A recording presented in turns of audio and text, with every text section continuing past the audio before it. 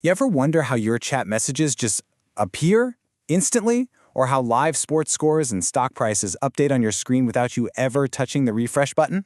Well, the magic behind a ton of that is a technology called WebSockets. And today, we're going to pull back the curtain and see exactly how it's revolutionizing the web. I mean, think about it. Go back just a few years. You clicked something, you waited. You wanted an update, you smashed that refresh button. But today, information just flows. It's seamless. It's real time. So what changed? Why does everything feel so instant now? The answer is a total rewrite of the rules for how our browsers talk to servers. Okay, let's break this down. The old way was, frankly, kind of ridiculous. It was like making 1,000 different phone calls. For every tiny bit of new info, your browser had to dial up the server, ask, "Hey, got anything for me?" Get a yes or no, and then hang up. Over and over. That's a huge amount of wasted effort, what we call high overhead.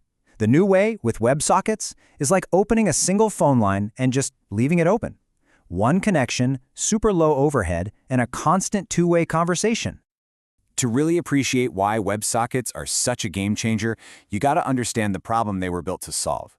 See, the web was originally built for static documents, like a library. You request a book, you get the book. Simple. But it was never designed for a dynamic, non-stop conversation. So, for years, developers had to get creative with hacks to try and fake a real-time feeling. First, it was just the basic request and response. You click, you wait, you get an update. Then we got a little smarter with polling, where the browser would just ask for new stuff every few seconds automatically. Better, but so inefficient. The cleverest workaround was long polling, where the server would just hold the connection open, waiting until it actually had something new to send. But let's be honest, all of these were just bandages, basically abusing a system that just wasn't built for the job. And these polling methods were a total nightmare. Servers would get totally bogged down trying to juggle all these separate connections. Every single tiny message, even just a no, nothing new, had to be wrapped in these big, bulky HTTP headers. It was a massive waste of bandwidth. And for developers, it was a mess of complicated code just to keep everything straight. It just wasn't sustainable. And this is where WebSockets come into the picture. They're not a hack. They're not a workaround. They are the purpose-built solution. Instead of faking it, WebSockets create a genuine, direct, open line of communication. Now, there are a couple of key phrases here you really need to know: full duplex and single TCP connection. Full duplex is just a fancy way of saying data can go both ways at the same time. Think of it like a phone call, not a walkie-talkie. You and the server can both talk at once.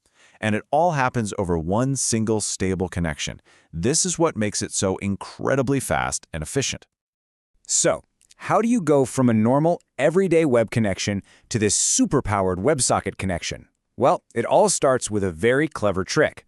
You could almost call it a secret handshake. It's really a brilliant piece of engineering.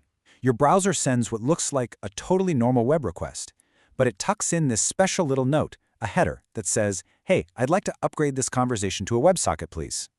If the server knows what that means and agrees, it sends back a special response, status code 101, switching protocols, and bam!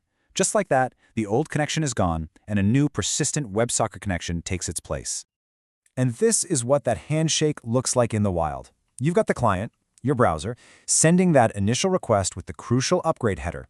The server sees it, gives the thumbs up with that 101 switching protocols response, and then, boom. The communication channel is no longer standard HTTP. It's a dedicated, high-speed, two-way WebSocket connection. Once that connection is open, we stop sending those big, clunky HTTP messages. Instead, all the data gets chopped up into these tiny, super efficient packets called frames. Now, you don't need to be an expert on the format, but the main takeaway here is that this structure cuts down on all the extra baggage, letting us send tiny bits of information, like a single chat character, incredibly quickly. But, and you knew there was a but coming, right? This powerful, always-on connection introduces a brand new set of problems. When you have an open line to a server, you also have an open target for attackers. And that brings us to the really important topic of WebSocket security. Here's the kicker. The official rulebook for WebSockets is all about how to talk, but it's totally silent on who you're talking to. It basically says, hey, authentication, security, that's not our department. That's on you, the developer. And if a developer isn't careful, that can lead to some really big security holes. One of the scariest threats is something called Cross-Site WebSocket Hijacking. Let me put it this way. Imagine you're logged into your bank. Then you visit some sketchy website. That sketchy site can secretly force your browser to open a WebSocket connection back to your bank using your already logged-in session. The attacker basically hijacks your connection without you ever knowing. So let's walk through how this nasty attack works. You, the victim, visit the attacker's malicious site. That site has hidden code that tells your browser to open a WebSocket to, say, your favorite social media site. Your browser, trying to be helpful, sends along your authentication cookies, so the social media site thinks it's really you. The entire attack works only if that server fails to do one super simple check, validating the origin header to see where the request is really coming from. Okay, so let's say the attacker is in. They've hijacked your connection. What can they do? Well, if the application is poorly designed, they can exploit what we call authorization flaws. There are two main types. Vertical is when they try to climb the ladder, go from a regular user to an administrator. Horizontal is when they move sideways, accessing another user's private data. Both are bad, really bad. This gives you a perfect picture of both types of attacks. You've got the attacker, who's just a normal level 1 user. They might try to poke around and access level 2 admin functions. That's a vertical escalation. Or they could try to peek at another level 1 user's private messages. That's a horizontal attack. Both are serious breaches made possible by a weak authorization system. All right, so we've seen the power and, yeah, the potential danger.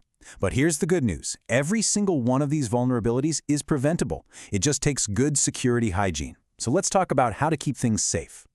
So here's your security checklist. First, and this is the big one, servers must always validate the origin header. That shuts down hijacking attacks cold. Second, always use encryption. That's WSS instead of WS.